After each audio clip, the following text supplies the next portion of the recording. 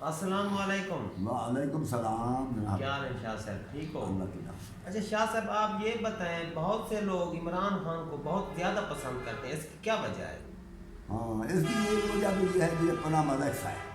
جو Panama leaks آیا تھا وہ سچ تھا یا جھوٹ تھا، جو کچھ بھی تھا وہ اللہ بہتر جانے، اس کی کوئی تحقیقات تو نہیں ہوئی۔ وہ پاناما لیکس کی وجہ سے جو یہ پہلے پیپلز پارٹی کے جو لیڈر ہیں یا نون لیگ کے لیڈر ہیں، یہ بہت بدنام ہوئے اس پاناما لیکس کی مار میں آ کے گئی۔ انہوں نے بہت روپیہ لوٹا اور غیر ملک میں جائیدادیں بنائیں۔ یہ پاناما لیکس میں الزام تھا، یہ بات کو ثابت نہیں ہوئی۔ میں یہ نہیں کہہ رہا کہ وہ سچ تھا یا جھوٹ تھا، جو کچھ بھی تھا بہرحال یہ بدنام تو ہوئے۔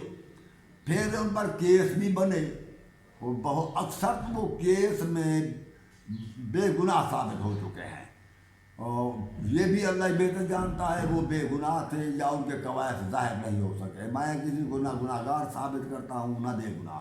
میرا مطلب یہ ہے کہ یہ بدنام اسی وجہ سے ہوئے، اور عمران خان صاحب کا بھی دعویٰ یہی تھا کہ میں ان لوگوں سے لوٹا ہوا پیسہ پائی پائی وصول کروں گا۔ اسی دعوے کے تحت، اسی نعرے کے تحت یہ حکومت پر آئے۔ 3.5 سال تک تو یہ ان کا کچھ بھی نہ کر سکا، حتیٰ کہ وہ اپنے کیسوں میں بھی آزاد ہو گئے، وہ بھی بے گناہ ثابت ہو گئے، ان کے کیس بھی عدالتوں سے خارج ہو گئے۔ یہ کچھ نہیں کر سکا، یہ بات دعویٰ تھا۔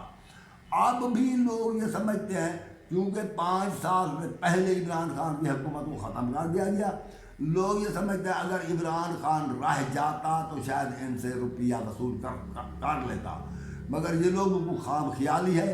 یہ اور 3.5 سال نہیں، اس کو 10 سال دے دیے جائے، یہ کچھ نہیں کر سکتا، البتہ ملک کی معاشی کشتی کو ڈبو دے گا۔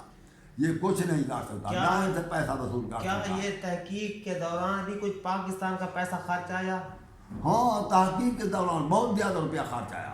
جو لوگ باہر جاتے رہے، جی امریکہ جا رہے ہیں، فلاں جگہ جا پر برطانیہ جا رہے ہیں، ان کے کھاتے اکاؤنٹ چیک کر رہے ہیں، بینک اکاؤنٹ دیکھ رہے ہیں، جائیدادیں دیکھ رہے ہیں، ان کے تخمینے لگا رہے ہیں، انہوں نے اربوں روپے خرچ کر ڈالے۔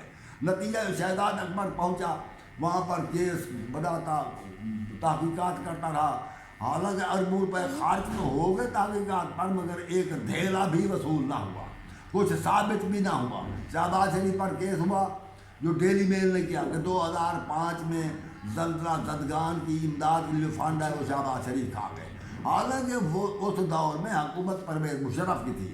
تو ڈیلی میل کو تو اتنا بھی کسی نے نہیں بتایا کہ 2005 میں شہباز شریف سیاست میں حکومت میں نہ تھے۔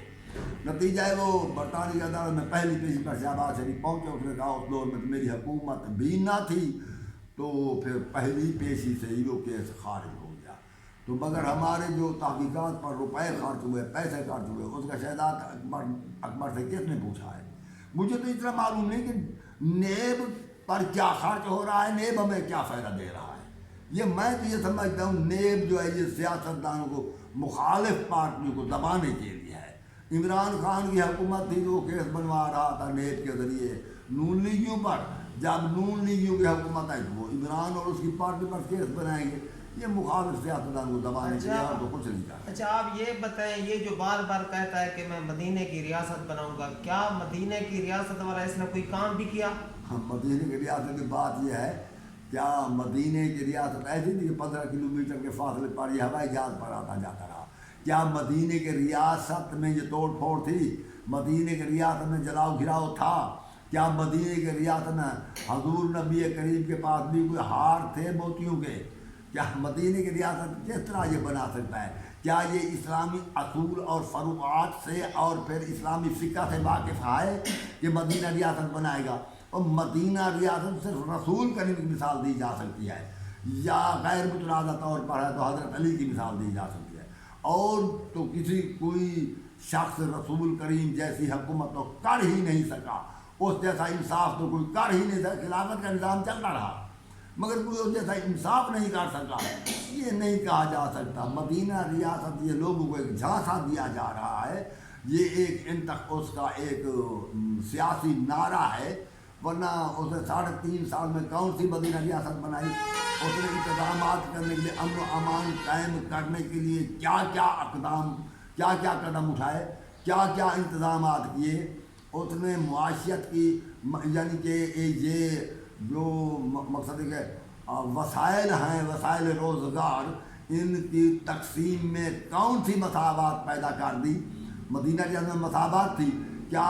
میں ان سے پوچھا 3.5 سال میں اس نے نادار، بیوہ، یتیم یا مزدور اور غریب لوگ کی کوئی لسٹ بھی ہے ان کے پاس جو جن کو یہ امداد دے؟ نہ اس حکومت کے پاس کچھ ہے، نہ عمران کی حکومت کے پاس کچھ تھا۔